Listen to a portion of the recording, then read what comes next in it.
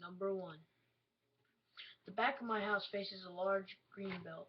Our yard is completely fenced with a wrought iron fence, which is about 4 feet tall. The back part of the fence nearest the green belt is about 100 feet from our back porch, and we have large picture windows in the back of our house that face the green belt. We actually see a lot of wildlife in our green belt because it's a bit of a mini forest. Deer, coyotes. One ate my neighbor's dog a few years ago, etc. So one night after putting my children to bed, I'm walking through the kitchen, which is completely dark, and a movement in the green belt catches my peripheral vision. So I stop and look. I see nothing. The moon was almost full that night, so you could see between the trees a bit better than most nights. As I am watching, I see that what looks like a large man step out from one tree and hide again behind the agate tree. I'm freaked out but still not sure of what I have seen. So I stood in my kitchen and stared at the tree for well over 10 minutes, but nothing moves or changes. I finally decide it must have been an animal in my imagination, so I go to bed. I was almost asleep when my neighbor calls and says, "Hey, there are three men standing around the air conditioner in your backyard." Now I'm panicked. I grab my confused kids from their beds and secure them in my room and our room, while my husband grabs our shotgun. By the way, this is told in a woman's perspective. My neighbor calls back to say that the men had left. That side of our house is just a solid wall, and we actually can't see that part from inside our house. She says she had been taking out her trash and had been shocked to see three men dressed in dark clothing huddled together around my air conditioner inside my fenced yard. She asked them what they were doing, and they just stared blankly at her. She quickly ran back into her house and called me. She lives alone. She watched from her upstairs bedroom as they seemed to discuss something. They all looked back at her house slowly, walk walk to the back fence, jump it, and disappear into the green belt. Police theory. Stealing copper. Neighborhoods theory. Local high school kids doing a hide and seek game. My neighbor, whose 18-year-old son just moved out to go to college, swears it was not a group of teens. So, Greenbelt creepers, let's not meet. Number 2. So this incident happened to my mom before she had me over 20 years ago. She worked at a local pub. The pub mainly catered for fishermen, at, as the town is on the coast of Western Australia.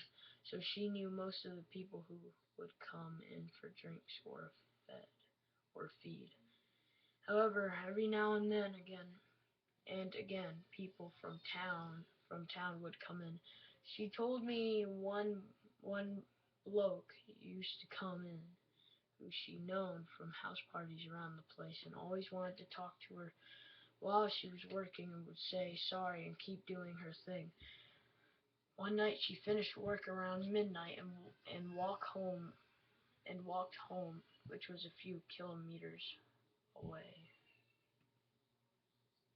She lived with a few housemates who were blokes, all good mates. When she got home from her shift, she decided to have a shower. Making her way back to her back room, she realized her door was open, which is normally shut. All the fellas were asleep, so she blew it off as wind or something. She laid down in bed to go to sleep, but something didn't feel right, and for reasons she can't explain to me, she felt the need to look under her bed.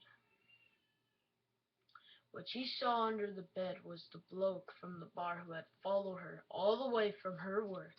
She tells me that she just stared at him for ages and he didn't move, not even breathe, to the point she thought he was dead.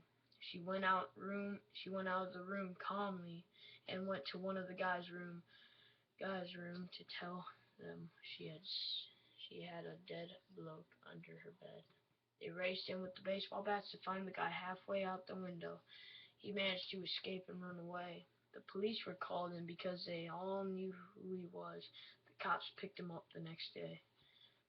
The thing that bothers me the most is what his intentions were with my mom that night.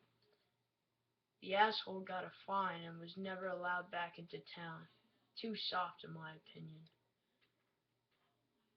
Weird, creepy bloker. Let's not meet. Thank you, guys. We hoped you enjoyed this video, and I just wanted to let you know why I keep pausing and stuff. I'm doing this all, I read them for myself for the first time while doing my videos. And the thing is, wanna know the weird thing though? Some of these people's handwriting is really, really bad, so I can't really understand what they're saying. So I have to pause and really look at it.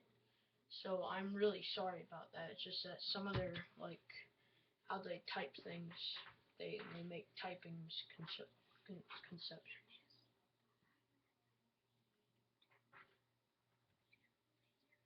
And also, there's a new channel from my friend. His name is Zane Gould. Go to his channel. He's gonna be making new videos very soon. Maybe tonight, maybe not. I'm not too sure. And mostly funny ones. If you thought that this video was too scary, then you could go check out his channel and get a few laughs. But not right now because, well, yeah, just go check out his channel. We hope you enjoyed this video, and there will be more coming up very shortly. Thank you, and good night.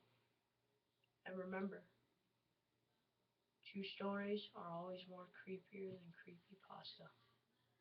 Good night.